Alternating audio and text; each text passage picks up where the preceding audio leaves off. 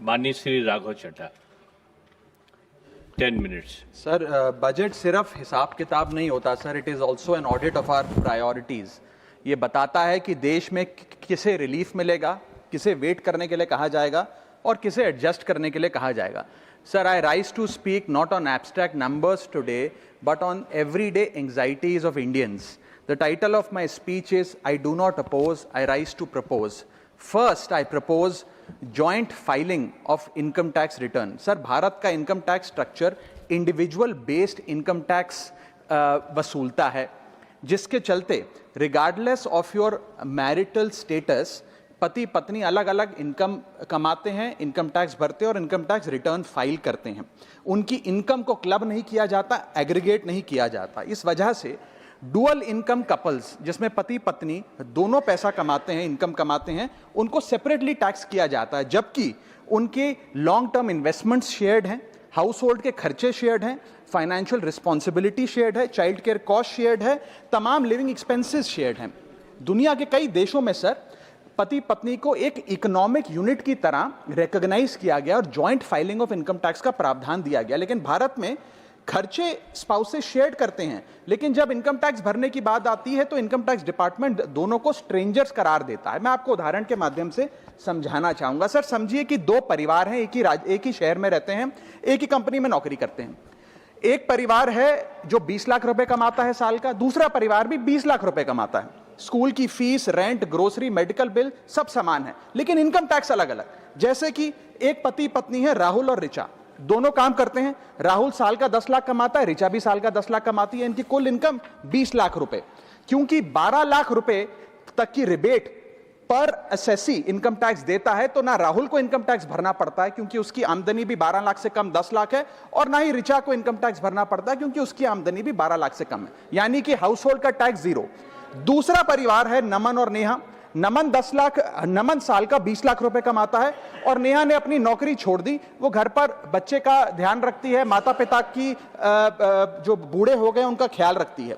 Sir, नमन और नेहा की भी फैमिली इनकम 20 लाख है, लेकिन क्योंकि इंडिविजुअल टैक्सेशन है, नमन को 20 लाख के हिसाब से, स्लैब के हिसाब से इनकम टैक्स भरना पड़ता है 1,92,400 रुपए, और वहीं नेहा क्योंकि उसकी इनकम नहीं, उसे टैक्स नहीं भरना पड़ता। यानी कि दो परिवार, सेम इनकम, लेकिन एक परिवार को कोई इनकम टैक्स नहीं भरना और दूसरे परिवार को 1,92,000 का टैक्स भरना पड़ता है। एक ही छत, एक ही किचन, एक ही हाउस होल्ड, एक ही बजट, लेकिन अलग अलग टैक्स। सर, मुझे लगता है कि अगर जॉइंट फाइलिंग ऑफ आईटीआर होगा तो इन मैरिटल कपल्स को इनकम टैक्स की जो रिलीफ है वो ज्यादा मिल पाएगा। मैं दूसरा एग्जांपल देता हूं। एक मैरिड कपल है सर, जो दोनों पति पत्नी आईटी प्रोफेशनल्स हैं, नौकरी करते हैं, एक ही घर में रहते हैं, शेयर्ड एक्सपेंसेस हैं।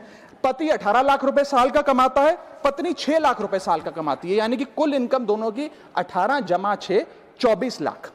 अब जब इनकम टैक्स भरने की बात आती है तो पति की क्योंकि इनकम 12 लाख से अधिक है, 16 लाख, वो अपने इनकम टैक्स के हिसाब से 1,50,000 रुपए का सालाना इनकम टैक्स भरता है, और वहीं पत्नी क्योंकि उसका 6 लाख रुपए इनकम है, वो कोई टैक्स नहीं भरती है। यानी कि 24 लाख रुपए की इनकम पे परिवार को 1.5 लाख रुपए का टैक्स भरना पड़ता है। यदि इनकी इनकम को क्लब कर दिया जाए और इनकी रिबेट्स को, एग्जेम्पशंस को भी क्लब कर दिया जाए, तो कुल आमदनी इनकी 24 लाख, कुल rebate 24 lakh, 24 minus 24, taxable income शून्य, इनकम टैक्स शून्य हो जाएगा। इसीलिए मैं प्रपोज करता हूं कि भारत में joint filing of income tax return लाया जाए, जिससे मैरिड कपल्स को ऑप्शन दिया जाए कि वे इंडिविजुअल फाइलिंग की साथ साथ जॉइंट फाइलिंग भी कर सकें। अगर ऐसा होता है तो हाउस होल्ड्स को एक इकोनॉमिक यूनिट की तरह रिकॉग्नाइज किया जाएगा, टैक्स इक्विटी दी जाएगी सिंगल इनकम हाउस होल्ड में और डुअल इनकम हाउस होल्ड में। थर्ड, सिंगल इनकम अर्नर को अनयूज्ड एग्जेम्पशन अपने स्पाउस की यूज करने का मौका मिलेगा। इनकम डाइवर्जन की प्रैक्टिस, जैसे परिवार में अपनी इनकम ट्रांसफर की जाती है ताकि परिवार वाले रिश्तेदार का स्लैब एक्सप्लॉइट किया जा सके, वो प्रथा बंद होगी। और sir, on a lighter note, ज्यादा लोग शादियां करेंगे ताकि वे इस इनकम टैक्स सेविंग का फायदा उठा सकें।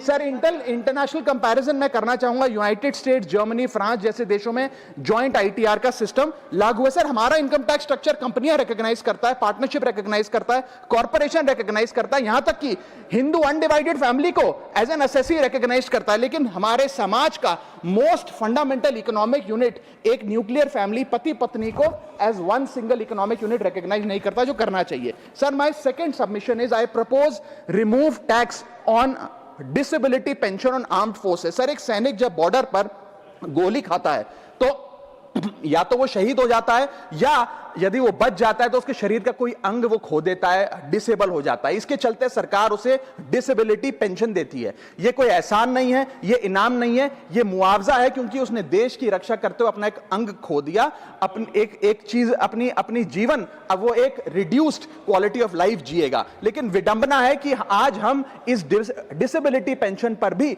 इनकम टैक्स लगाने जा रहे हैं। इस यूनियन बजट 2026 में फाइनेंस मिनिस्टर ने tax exemption on disability pension को विड्रॉ किया है, और 1922 से डिसेबल पेंशन आर्म्ड फोर्सेस को जो दी जा रही थी उस पर कोई इनकम टैक्स नहीं था।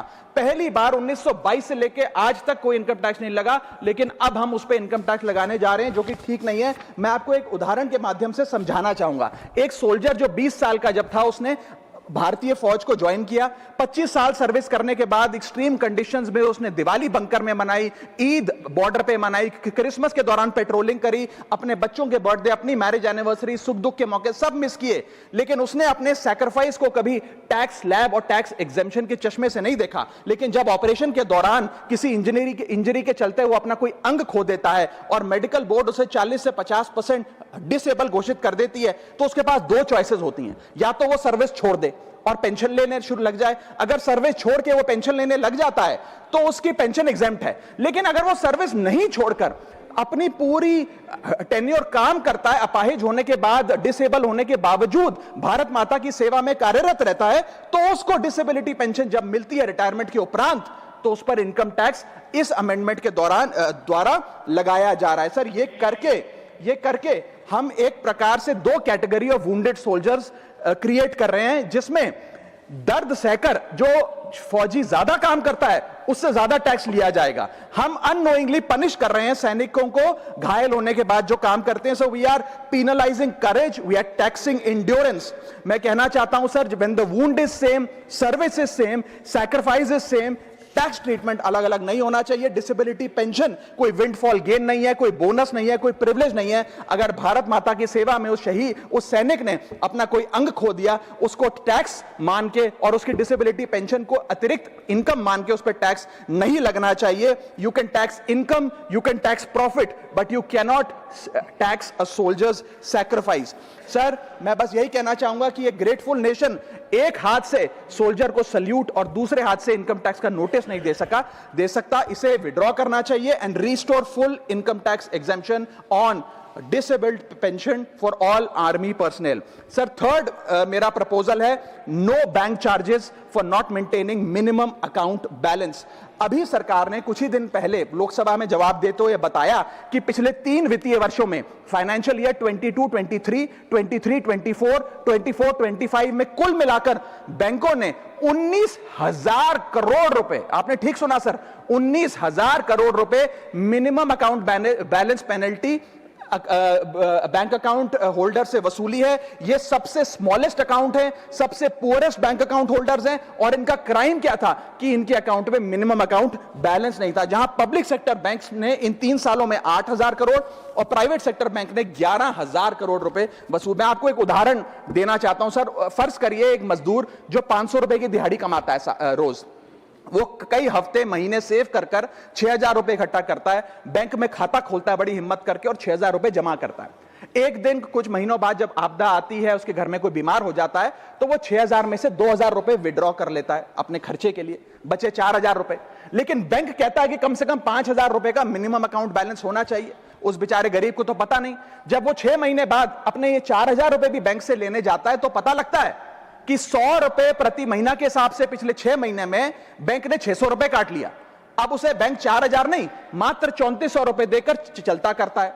सर अब आप सोचिए उस गरीब के लिए 600 रुपए की अहमियत, और बैंकों की हालत यह है कि कई बार तो ये चार्ज लगा लगाकर आपका बैलेंस नेगेटिव में पहुंचा देते हैं। इतना तो आपने जमा नहीं कराया जितना वो आपसे वसूल लेते हैं। Sir a persons balance, poor persons balance falls below the minimum level, the bank should not treat this as a crime। मैं समाप्त कर रहा हूं sir. Sir bank account are meant to give financial security, ये हमें financial security की जगह आज फाइनेंशियल स्ट्रेस देते जा रहे हैं, और एक बैंकिंग सिस्टम को हमने ऐसी व्यवस्था में तब्दील कर दिया है जिसमें पॉवर्टी को पनिश किया जाता है। मैं समाप्त कर रहा हूं, आधे मिनट में खत्म कर दूंगा sir. Sir if we want 16 minute है। हाँ, मैं समाप्त कर रहा हूं। इफ वी वांट पार्टी में से कटेगा। हाँ मैं खत्म कर रहा हूं, कोई नहीं, 1 मिनट फालतू ले लूंगा सर।